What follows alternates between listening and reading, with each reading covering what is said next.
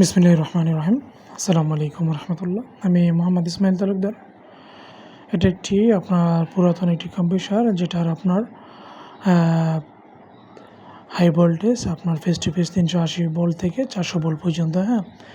এটা হচ্ছে আপনার যে ক্যাটালগটা দেখছি, এটা মূলত আপনার 60 টন কুলিং ক্যাপাসিটি একটা আপনার কম্পিউটার, যেটাতে আপনার 16 হার্ড ডিস্ক আপনার 360 থেকে 400 ভোল্ট পর্যন্ত। এটার ম্যাক্স এম্পিয়ার হচ্ছে আপনার 137 এম্পিয়ার, এবং এটা স্টার প্লাস হচ্ছে আপনার পার্ট ওয়ার্নিংতে করা যাবে। আর এটার আপনার যেটা আরপিএম হচ্ছে, এটা হচ্ছে আপনার 1760 আরপিএম। এটা হচ্ছে আপনার মূলত স্টার। স্টারে আপনার মূলত আমি চেক করবো এটা আসলে মূলত কীরকম আপনার এম্পিয়ার নিচ্ছে, এবং কি আপনার বার্নিংগুলো ঠিক আছে কিনা, পিস্টনগুলোতে কোনো খারাপ কোনো শব্দ হয় কিনা, পিস্টনে কোনো মেকানিক্যাল সমস্যা আছে কিনা, এটা মূলত এই কারণে মূলত আমার চেক করা। এটা মূলত একটা পুরাতন এটা আসলে মূলত এই যে কম্পিউটারগুলো মূলত আপনার এই যে আপনার যে ওয়াটার কুলিং চিলারগুলোতে ব্যবহার করা হয়। মূলত আপনার এয়ার কন্ডিশনগুলোতেই ব্যবহার করা হয়, যেগুলো আপনার ইন্ডাস্ট্রিয়াল এয়ার কন্ডিশনগুলোতে। এটা হচ্ছে আপনার এই সাইডে দেখছেন আপনার টার্মিনাল দেখতে পাচ্ছেন 1 2 3 প্লাস হচ্ছে 7 8 9, এগুলো মূলত আপনার এই মুহূর্তে স্টার কানেকশন। এটা হচ্ছে আপনার সেকশন সাইডটা যেটা, এটা সেকশন সাইড, যেটাতে আপনার কম্প্রেসর যে হাওয়াটা ভিতর দিকে টানে। এটা হচ্ছে আপনার সেকশন প্রেসারের যে অংশটা।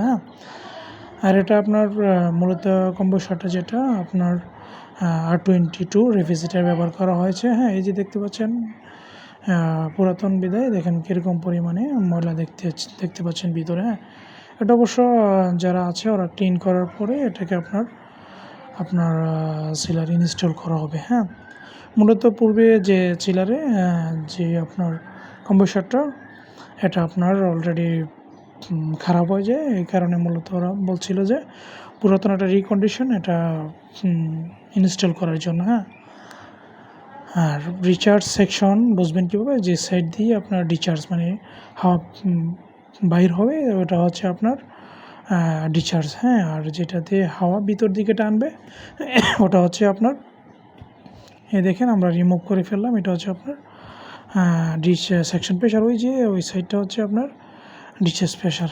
ডিচার্জ প্রেশার মূলত আপনার R22, যেটার আপনার 300 থেকে 350 পর্যন্ত হয়ে থাকে। যখন আপনার রেফ্রিজারেটর থাকে তখন একটু আপনার কিছু ক্ষেত্রে 350 থেকে 400 পর্যন্ত হয়ে থাকে। এই দেখতে পাচ্ছেন, এখন আমি দেখছিলাম এটার কত এম্পিয়ার নিচ্ছে। এটা আপনার 47-48 এম্পিয়ার নিচ্ছে মূলত। আসলে এটা আপনার একটি পিস্টন কম্প্রেসর, যেটাতে আপনার ম্যাক্স এম্পিয়ার হচ্ছে আপনার 137 পর্যন্ত নেবে। আর যেটা আপনার রেফ্রিজারেটর রিচার্জ করার পর, এটা মূলত আপনার খালি অবস্থা চালাচ্ছিলাম। আর আপনারা যারা দেখছেন গ্লোবাল ইঞ্জিনিয়ারিং ইনস্টিটিউট, সবাই লাইক দিবেন এবং শেয়ার করে দেবেন।